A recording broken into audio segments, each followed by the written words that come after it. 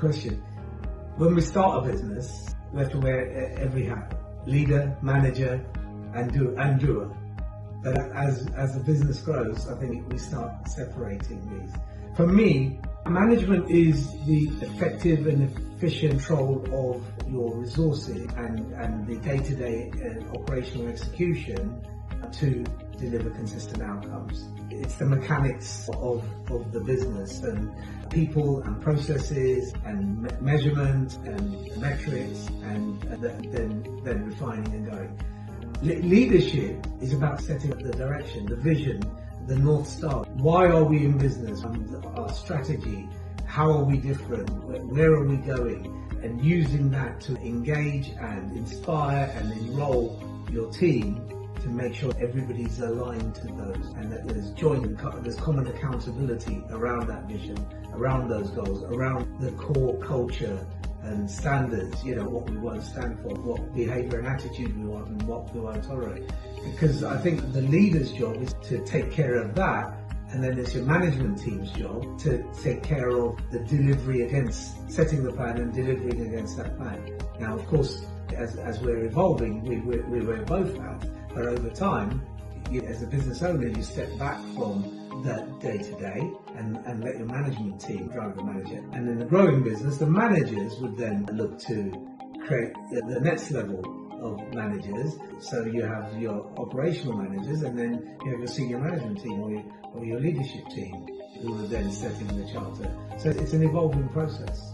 But in this kind of changing world, where people are working from home, people are working remotely, you don't have the same round-the-water cooler camaraderie every day in the office necessarily. How important is it still to maintain that culture and that leadership? Is it more important than ever? Oh God, whatever your model, whether it's 5 days in the office or hybrid or entirely virtual, the needs of any business are the same. How you ensure that communication and that connection and the accountability will depend on which model you go down.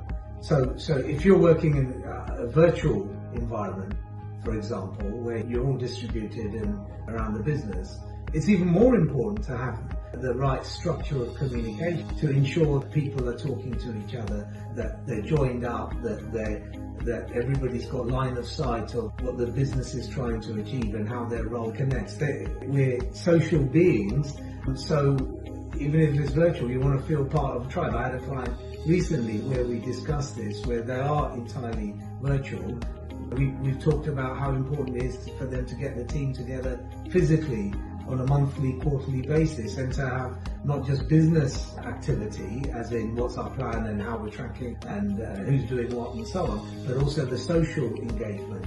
Really important, because without that, behaviour just becomes transactional, clock out and so on. But then they haven't got each other's backs, they're not covering for each other, they're not plugging the gaps, they're not going above and beyond. That's not a winning business. So even more important to have that. So quarterly communication, monthly communication, weekly communication, even daily huddles. And we all did it during COVID, right? How we stayed connected, and we were having drinks over Zoom and playing games over Zoom and so on. So it shows when we need to, we recognise how important it is, we do it, but I think we kind of need to build that into the fabric of how we engage.